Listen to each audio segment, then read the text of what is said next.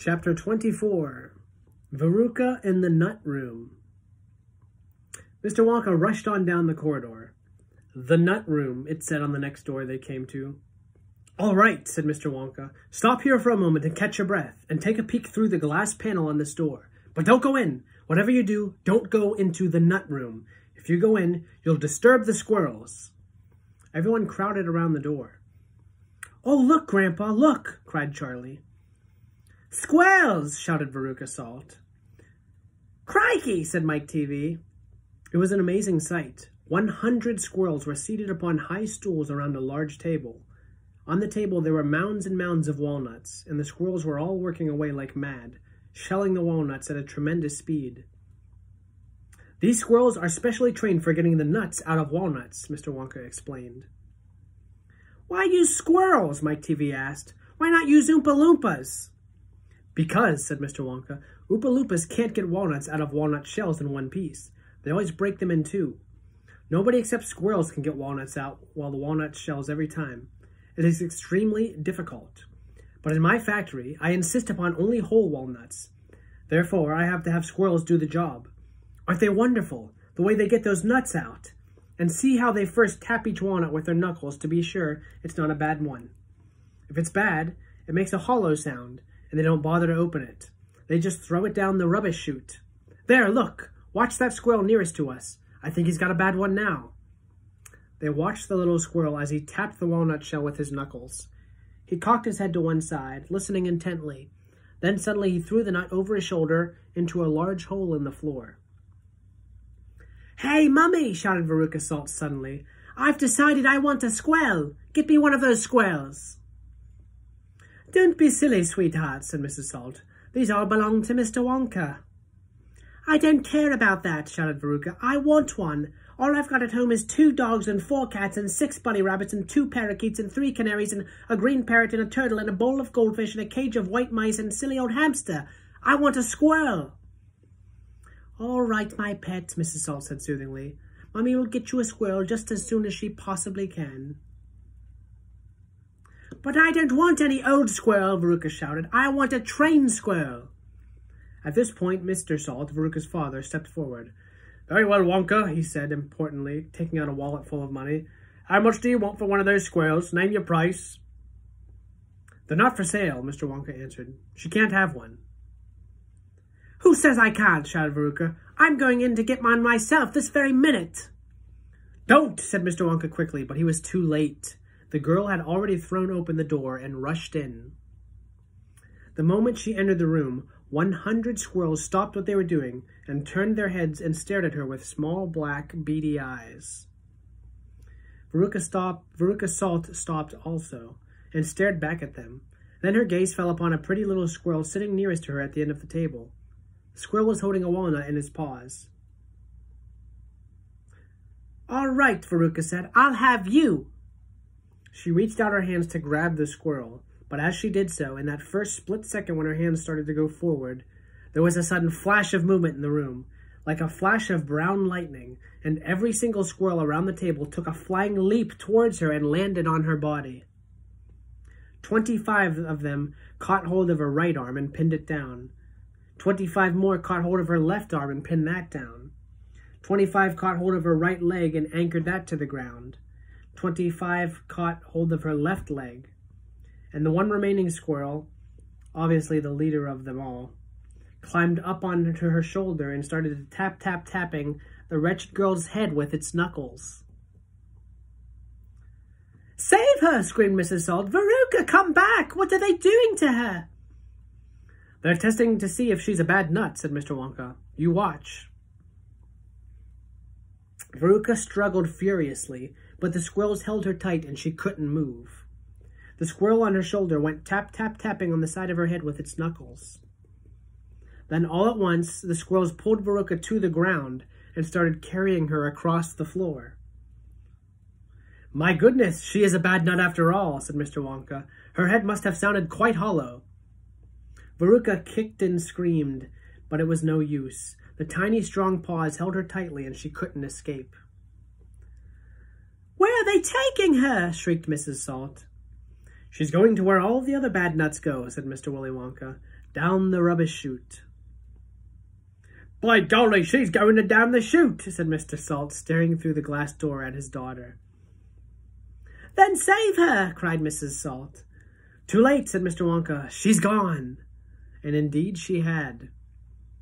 But where? Shrieked Mrs. Salt, flapping her arms. What happens to the bad nuts? Where does the chute go? That particular chute, Mr. Wonka told her, runs directly into the great big main rubbish pipe which carries away all the rubbish from every part of the factory. All the floor sweepings and potato peelings and rotten cabbages and fish heads and stuff like that. Who eats fish and cabbage and potatoes in this factory? I'd like to know, said Mike TV. I do, of course, answered Mr. Wonka. You don't think I live on cacao beans, do you? But, shrieked Mrs. Salt, where does the great big pipe go to at the end? Why, to the furnace, of course, said Mr. Wonka calmly. To the incinerator. Mrs. Salt opened her huge red mouth and started to scream. Don't worry, said Mr. Wonka. There's always a chance that they've decided not to light it today. A chance, yelled Mrs. Salt. My darling Veruca! She'll be sizzled like a sausage. Quite right, my dear, said Mr. Salt. Now see here, Wonka, he added. I think you've gone just a shade too far this time, I do indeed. My daughter may be a bit of a frump. I don't mind admitting it, but that doesn't mean you can just roast her to a crisp. I'll have you know I'm extremely cross about this, I really am. Oh, don't be cross, my dear sir, said Mr. Wonka. I expect she'll turn up again sooner or later. She may not even have gone down at all. She may be stuck in the chute just below the entrance hole. And if that's the case, all you have to do is go in and pull her up again. Hearing this, both Mr. and Mrs. Salt dashed into the nut room and ran over to the hole in the floor and peered in. Veruca, shouted Mrs. Salt, are you down there? There was no answer. Mrs. Salt bent further toward to get a closer look. She was now kneeling right on the edge of the hole with her head down and her enormous behind sticking up in the air like a giant mushroom. It was a dangerous position to be in. She needed only one tiny little push, one gentle nudge in the right place, and that is exactly what the squirrels gave her. Over she toppled, into the hole head first, screeching like a parrot. Good gracious me, said Mr. Salt as he watched his fat wife go tumbling down the hole. What a lot of rubbish that's going to be today. He saw her disappearing into the darkness. What's it like down there, Angina? He called out. He leaned further forward. The squirrels rushed up behind him. Help! He shouted, but he was already toppling forward, and down the chute he went, just as his wife had done before him, and his daughter. Oh dear, cried Charlie, who was watching with the others through the door. What on earth's going to happen to them now? I expect someone will catch them at the bottom of the chute, said Mr. Wonka. But what about the great fiery incinerator? Asked Charlie. They only light it every other day, said Mr. Wonka. Perhaps this is one of the days where they let it go out. You never know. They might be lucky. Shh, said Grandpa Joe. Listen, here comes another song. From far away down the corridor came the beating of drums. Then the singing began. Veruca Salt, sang the Oompa Loompas. Veruca Salt, the little brute, has just gone down the rubbish chute. And as we very rightly thought, that in a case like this we ought to see the thing completely through, we've polished off her parents too. Down goes Veruca, down the drain, and here perhaps we should explain that she will meet, as she descends, a rather different set of friends to those that she has left behind. Those won't be nearly so refined. A fish head, for example, cut this morning's from a halibut.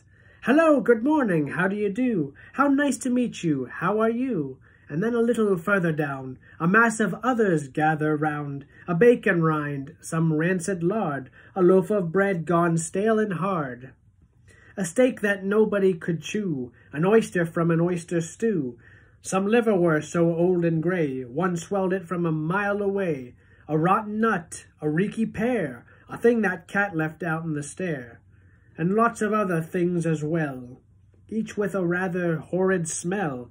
These are Veruca's newfound friends that she will meet as she descends, and this is the price she has to pay for going so very far astray. But now, my dears, we think you might be wondering, is it really right that every single bit of blame and all the scolding and the shame should fall upon Veruca Salt? Is she the only one at fault? For though she's spoiled and dreadfully so, a girl can't spoil herself, you know. Who spoiled her then? Ah, who indeed? Who pawned to her every need? Who turned her into such a brat? Who are the culprits? Who did that? Alas, you needn't look so far to find out who the sinners are. They are, and this is very sad, her loving parents, Mum and Dad, and this is why we're glad they fell into the rubbish chute as well.